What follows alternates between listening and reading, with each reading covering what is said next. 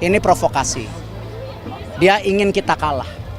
Kita dipukul, diinjak, dicurangin. Lawan. Lawan, kasih lihat siapa kita.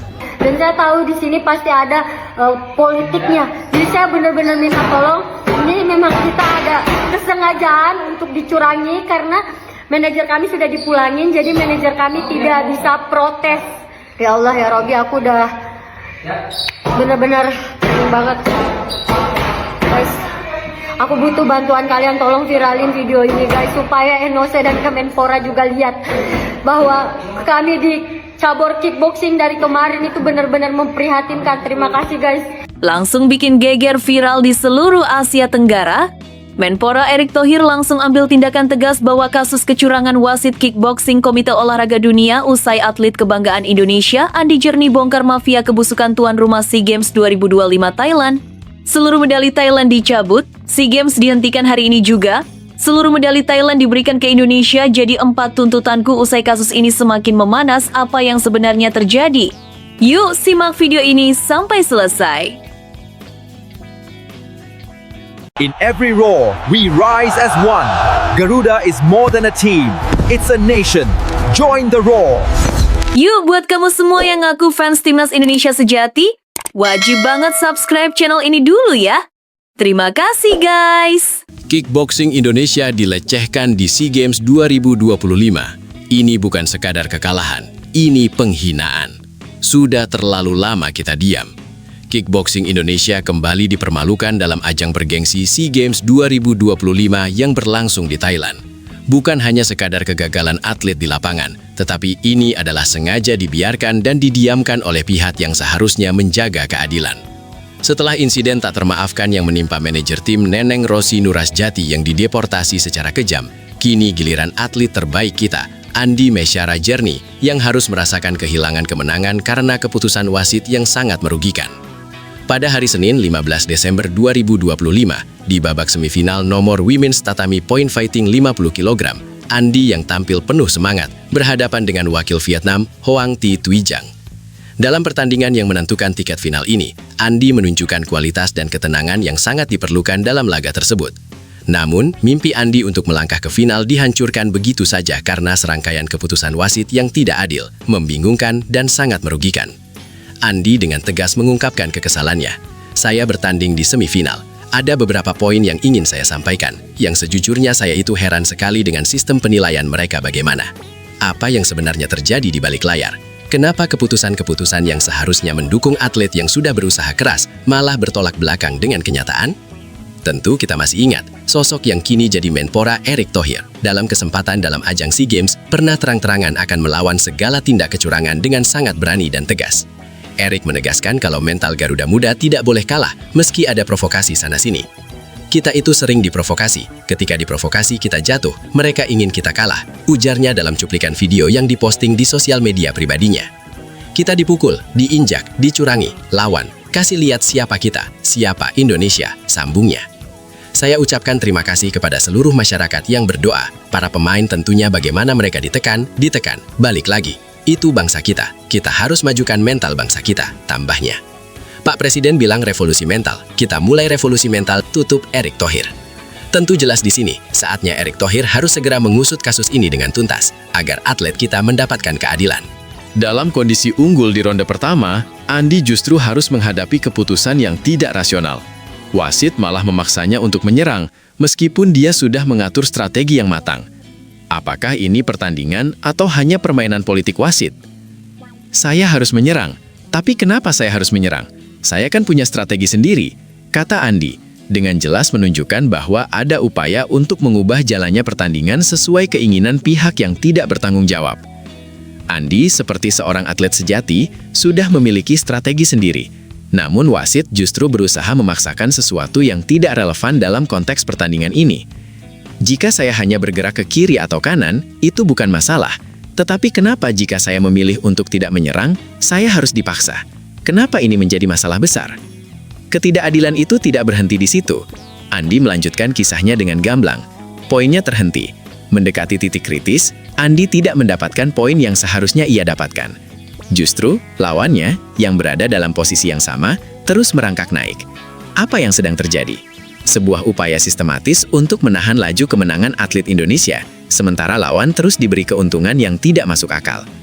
Keputusan wasit semakin tidak bisa diterima saat Andi melihat ada upaya untuk menghentikan perolehan skornya. Poin saya stuck, sedangkan lawan poinnya naik.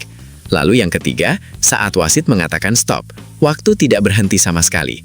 Tapi ketika jari saya keluar dari glove, justru laga dihentikan. Saya heran, ada apa ini? Ungkap Andi, penuh kebingungan.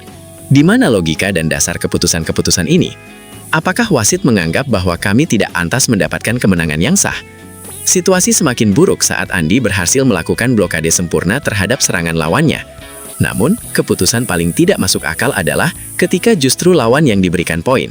Tidak ada yang bisa memahami alasan di balik keputusan ini, kecuali jika ada permainan yang lebih besar di baliknya. Padahal lawan saya tidak pernah menendang badan atau kepala. Tidak pernah menendang sama sekali ke bagian itu. Kalaupun menendang, saya blocking, saya tangkis. Ini benar-benar membuat saya heran dengan penilaiannya, kata Andi. Semakin tidak mengerti dengan penilaian yang sepertinya tidak berbasis pada kualitas teknik dan taktik yang sebenarnya. Di sini, kita harus berhenti sejenak dan berpikir, apa yang sebenarnya terjadi di balik semua ini? Apakah kita hanya menyaksikan ketidakberasan sistem penilaian yang sudah jelas cacat? Ataukah ini memang sebuah konspirasi untuk mencurangi tim kickboxing Indonesia? Semua ini terjadi di saat kita sudah kehilangan satu bagian penting dari tim kita, manajer tim Neneng Rosi Nurahjati yang dideportasi secara tidak adil dan tanpa alasan yang jelas. Bagaimana mungkin kita bisa berharap mendapatkan keadilan saat kita kehilangan perlindungan yang seharusnya ada di sana? Apa yang lebih menyedihkan, Andi dan tim tidak bisa mengajukan protes secara resmi karena manajer mereka sudah dipulangkan dan waktu untuk protes dianggap sudah habis. Apakah ini memang cara untuk menutup mulut kita? Andi dengan penuh keteguhan mengatakan, kami benar-benar minta tolong. Ini memang ada kesengajaan untuk mencurangi kita, karena manajer kami sudah dipulangkan, sehingga tidak bisa melakukan protes secara resmi. Kami sempat mencoba protes tadi, tapi katanya waktunya sudah habis, ujarnya, tampak menangis. Bagaimana kita menerima semua ini? Kemana kita harus mencari keadilan ketika pihak yang seharusnya melindungi kita malah menutup mata dan telinga terhadap penderitaan kita? Ini sudah tidak bisa dibiarkan begitu saja. Kemenangan Andi yang sudah berada di tangan harus dirampas begitu saja dengan alasan yang tidak masuk akal. Ini adalah penghinaan besar terhadap olahraga Indonesia dan sistem olahraga internasional yang seharusnya adil. Kondisi tim kickboxing Indonesia saat ini benar-benar memprihatinkan, dan kita sebagai warga negara yang peduli harus bergerak. Tidak boleh ada seorang pun yang diperlakukan seperti ini hanya karena asal negara atau mungkin karena ada tangan-tangan yang tidak terlihat yang bekerja di belakangnya. Apakah kalian merasa ini hanya kebetulan atau memang ada sesuatu yang lebih besar yang disembunyikan? Kami ingin mendengar pendapat kalian. Apakah kalian setuju dengan apa yang terjadi pada Andi Mesyara Jernih dan tim kickboxing Indonesia? Bagaimana menurut kalian tentang perlakuan yang diterima tim kita di SEA Games 2025? Jangan biarkan suara kita terpendam. Tuliskan komentar kalian dan dukung perjuangan mereka untuk mendapatkan keadilan. PSSI menggelar konferensi pers terkait hasil evaluasi capaian Timnas Garuda U23 di ajang SEA Games 2025 Thailand. Ivar Jenner dan kawan-kawan yang diberi target meraih perak justru pulang dengan kegagalan lolos ke babak semifinal. Karenanya PSSI memutuskan memberhentikan pelatih Timnas U23 Indra Syafri. Tak hanya itu, manajer Timnas U23 Sumarji juga mengundurkan diri imbas kegagalan Timnas meraih target di SEA Games. Sumarji selanjutnya akan fokus pada tugasnya di Badan Tim Nasional atau BTN. Yang saya sampaikan tadi berkaitan dengan pengakhiran kerjasama dengan federasi itu secara keseluruhan, baik sebagai head coach SEA Games dan juga sebagai bagian daripada direktur teknik, sehingga yang berkaitan dengan PSSI, Coach Indra terhitung hari ini ya hubungan kerjanya sudah berakhir semuanya. Clear ya? Ya. Yang kedua tadi berkaitan dengan pelatih U23 ya, 22 ya. Jadi dari hasil apa yang kita diskusikan bersama-sama dengan Bapak Ketua Umum dan juga Wakil Ketua Umum 1-2 dan juga teman-teman Exco untuk pelatih U23 atau U22 itu nanti akan menjadi satu paket, ya, saya ulang lagi, akan menjadi satu paket dengan pelatih timnas senior. Clear ya? Mereka juga membuat peluang-peluang melalui Timnas Garuda U23 gagal memenuhi target yang dibebankan Federasi Sepak Bola Indonesia di SEA Games 2025. ya. Target medali perak gagal diraih sekaligus gagal mempertahankan medali emas yang diraih di SEA Games 2023 Kamboja. Setelah memberhentikan Indra Syafri, nakoda Timnas U23 akan dijabat oleh pelatih Timnas senior yang hingga kini masih diseleksi PSSI. Nantinya pelatih senior akan merangkap menangani Jay Idzes dan kawan-kawan, serta Ivar Jenner dan kawan-kawan. Lifter andalan Indonesia Rahmat Erwin Abdullah kembali mencatatkan prestasi membanggakan dengan menyumbangkan medali emas ke-58 bagi kontingen Merah Putih pada ajang SEA Games 2025. Emas tersebut diraih dari cabang olahraga angkat besi, yang selama ini menjadi salah satu lumbung medali Indonesia di tingkat Asia Tenggara. Tampil di nomor kelas 88 kg putra, Rahmat Erwin menunjukkan performa apiknya tersebut dibuktikan dengan mencatatkan total angkatan sebesar 362 kg. Ia sukses menyelesaikan angkatan demi angkatan dengan teknik bersih, sekaligus menempatkan dirinya di posisi teratas sementara dan unggul atas para pesaing dari Vietnam, Thailand, dan Filipina. Memasuki sesi clean and jerk, Rahmat Erwin tampil semakin percaya diri. Dukungan tim dan fokus tinggi membuatnya mampu mengangkat beban berat secara sempurna. Atlet berusia 25 tahun itu memastikan total angkatannya tidak terkejar oleh lawan, sekaligus mengunci medali emas untuk Indonesia. Keberhasilan ini menjadi bukti konsistensi Rahmat Erwin Abdullah di ajang SEA Games 2025. Ia kembali melanjutkan tradisi meraih emas setelah sebelumnya juga tampil dominan di edisi-edisi terdahulu. Prestasi tersebut menegaskan posisinya sebagai salah satu lifter terbaik Asia Tenggara, sekaligus tulang punggung tim angkat besi Indonesia. Tambah satu medali emas dari Rahmat Erwin Abdullah membuat posisi Merah Putih di papan klasemen sementara SEA Games. Capaian ini diharapkan mampu memompa semangat atlet-atlet Indonesia lainnya untuk terus menambah koleksi medali. Kontingen Indonesia kembali menambah perolehan medali emas pada ajang SEA Games 2025 melalui cabang akuatlon putra. Tim Merah Putih tampil solid dan konsisten hingga memastikan medali emas ke-54 bagi Merah Putih. Tim akuatlon putra yang terdiri dari Muhammad Noval Ashidik, Al-Kautsar, dan Rashif Amila Yakin berhasil jadi yang terbaik di nomor akuatlon tim relay putra. Dalam perlombaan yang mengkombinasikan renang dan lari tersebut, tim putra Indonesia mampu menjaga tempo sejak awal hingga garis finish. Kerjasama antar atlet serta strategi yang baik menjadi kunci keberhasilan mereka mengungguli para pesaing dari negara-negara Asia Tenggara lainnya. Sejatinya persaingan berlangsung ketat, namun atlet Indonesia menunjukkan ketahanan fisik dan fokus yang stabil di setiap fase lomba. Keunggulan ini membuat Indonesia mampu mengamankan posisi teratas sekaligus mengibarkan merah putih di podium kemenangan. Tambahan emas dari akuatlon putra semakin mengukuhkan performa Indonesia di SEA Games 2025. Capaian ini juga menegaskan bahwa cabang olahraga multidisiplin menjadi salah satu kekuatan baru yang terus berkembang di bawah pembinaan nasional. Keberhasilan tim akuatlon putra diharapkan dapat menjadi motivasi bagi atlet-atlet muda tanah air untuk terus berprestasi dan menjaga konsistensi dalam menghadapi kompetisi internasional mendatang. Tim akuatlon Indonesia kembali menunjukkan dominasi pada nomor mix akuatlon tim relay. Diperkuat Martina Ayu Pratiwi, Rashif Amila Yakin, Kayla Nadia Syafa, dan Muhammad Noval Ashidik, tim akuatlon Indonesia sukses merebut medali emas pada nomor ini.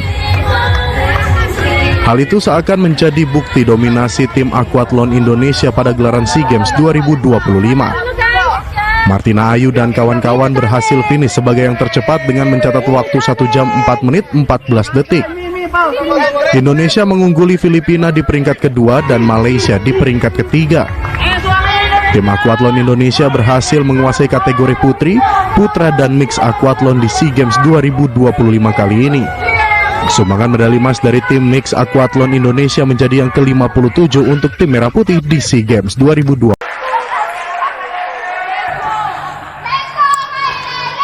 kickboxing Indonesia sukses menyumbang medali emas SEA Games 2025 Thailand yang diraih Rian Jeffrey Hamonangan Lumban Batu.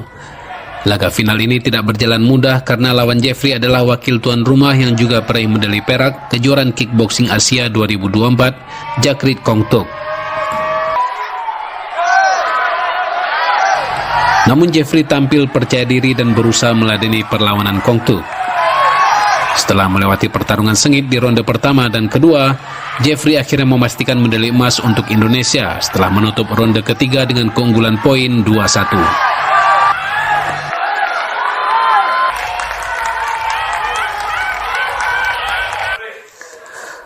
Keberhasilan Jeffrey disambut antusias semua atlet.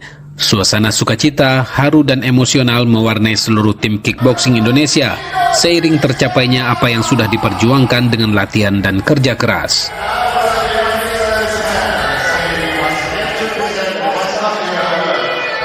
Puji Tuhan, dengan kerendahan hati Jeffrey mengucapkan banyak terima kasih buat orang-orang yang mendukung Jeffrey sampai sejauh ini. Tanpa kalian Jeffrey nggak ada apa-apanya. Pertama, saya persembahkan medali yang emas ini untuk orang tua saya duluan, karena orang tua saya yang support saya dari awal. Tahun ini turun dari yang dulu karena tentunya berbagai hal. Kalau dulu 17 medali yang dipertandingkan, kemudian nomor-nomor medali emas Indonesia di sini tidak ada. Kita bersyukur kita bisa menyumbangkan 1 emas, 1 perak, 4 perunggu. Ya, harapan ke depan ini memicu kita untuk berpikir, kemudian mempersiapkan atlet lebih baik. Maka yang akan kita garap nanti pro dan amatir itu satu kesatuan, dan 2026 kita akan mulai pro bergulir. Satu wakil Indonesia lainnya di babak final, Arianta Sitepu, akhirnya harus mengakui keunggulan lawannya, Sukik Pikanet dari Thailand.